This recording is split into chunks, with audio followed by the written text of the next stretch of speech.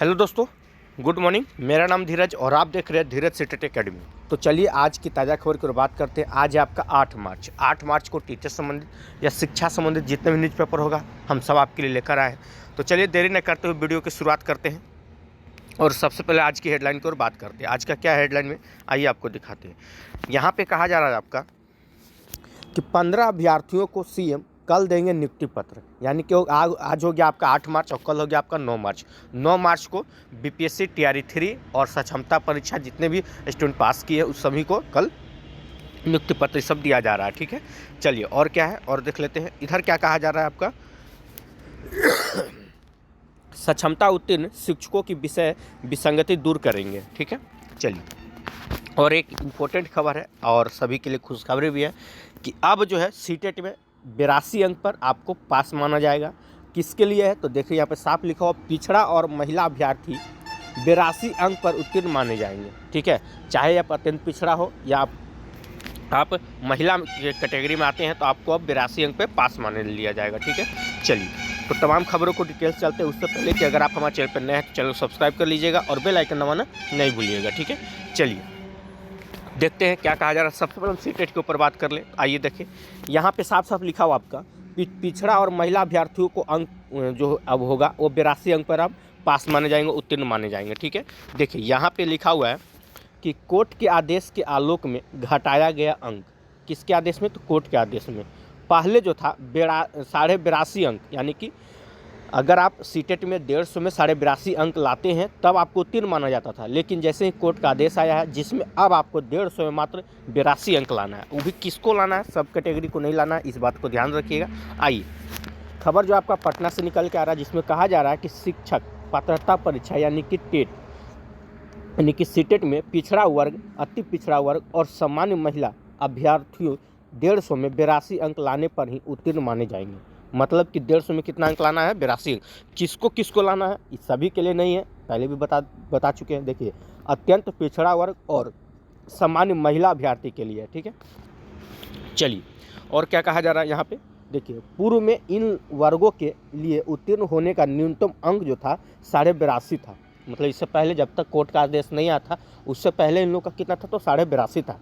अब जो है जिसे अब घटा दिया गया है, इस संबंध में शिक्षा विभाग ने शुक्रवार को आदेश जारी कर दिया है। ठीक है, मतलब कि कल ही आदेश आ गया था। विभाग ने कहा कि इलाहाबाद उच्च न्यायालय के आदेश के आलोक में एनसीटी द्वारा जारी दिशा निर्देश आलोक में यह फैसला किया है। आगे है कि विभाग ने कहा कि बिहार में ओबीसी ईबीसी को 60 की जगह 55%, याद रखिएगा ओबीसी या ईबीसी के को अब 60% की जगह पे कितना परसेंट लाना है तो 55% अंक पर उत्तीर्ण माना जाता है। ठीक है, 150 का जो होता है 150 का 55% अगर हम बात करें तो 150 का 55% आपका 82.5 होता है। यहाँ पे साफ साफ लिखा हुआ भी आप देख सकते हैं।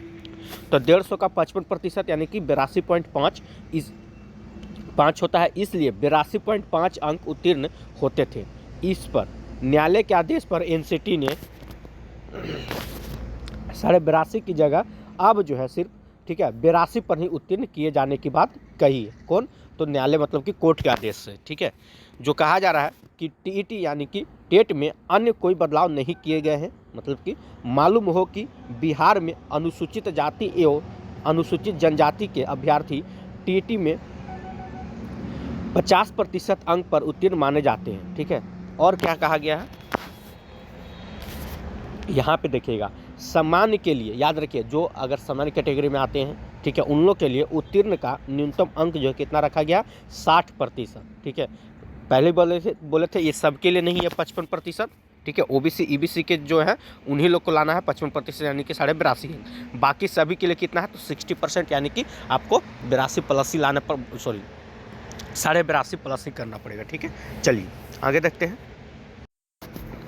आगे देखते हैं और क्या है आज की ताज़ा खबर में। यहाँ पे देखिए क्या कहा जा रहा है। यहाँ पे आपका कि 15 अभ्यर्थियों को सीएम कल देंगे नियुक्ति पत्र, यानी कि 9 मार्च को।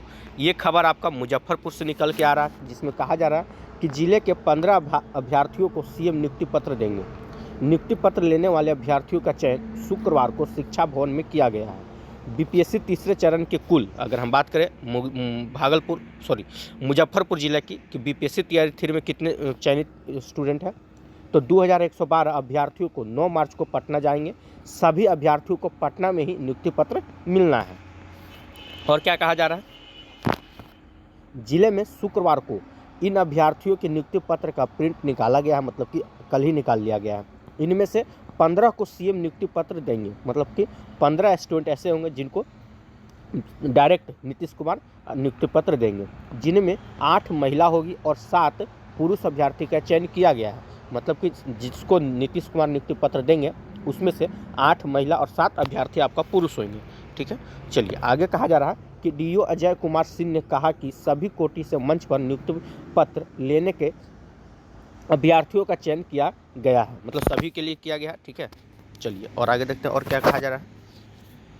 इधर क्या है, इधर आपको इधर देखते हैं। इसमें देखिए क्या कहा जा रहा है कि सक्षमता उत्तीर्ण शिक्षकों की विषय विसंगति दूर करें। इसमें क्या है मामला, देखिए ये भी आपका मुजफ्फरपुर से निकल के आ रहा है, जिसमें लिखा हुआ है कि सक्षमता परीक्षा 1-2 में उत्तीर्ण शिक्षकों की काउंसलिंग के क्रम में उर्दू एवं सामान्य विषय संबंधी विषयगति के निराकरण को लेकर प्राथमिक शिक्षा निर्देशक ने दिया निर्देश। क्या कहा, जिसमें कहा गया है कि स्थानीय निकाय के शिक्षकों की काउंसलिंग के क्रम में कई शिक्षकों एवं जिला शिक्षा पदाधिकारियों से यह सूचना दी गई कि कुछ शिक्षक जो सामान्य विषय के हैं उनके परीक्षा फल में उर्दू विषय अंकित है।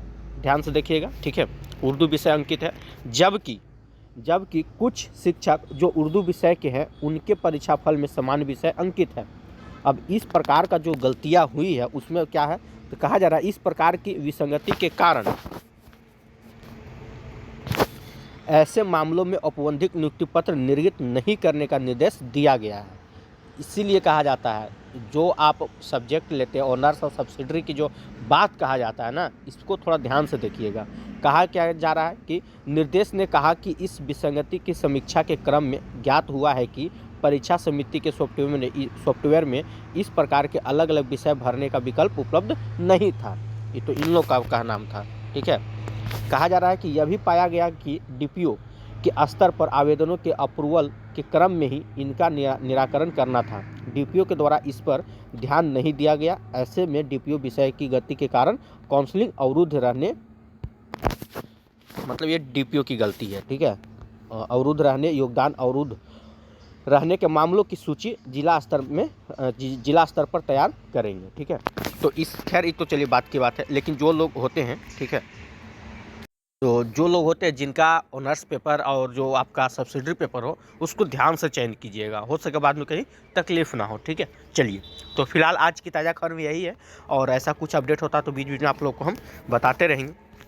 अगर आज का वीडियो आप लोग को अच्छा लगा तो वीडियो को लाइक कीजिएगा, चैनल सब्सक्राइब कीजिएगा, इससे ज़्यादा से ज़्यादा शेयर जरूर कीजिएगा।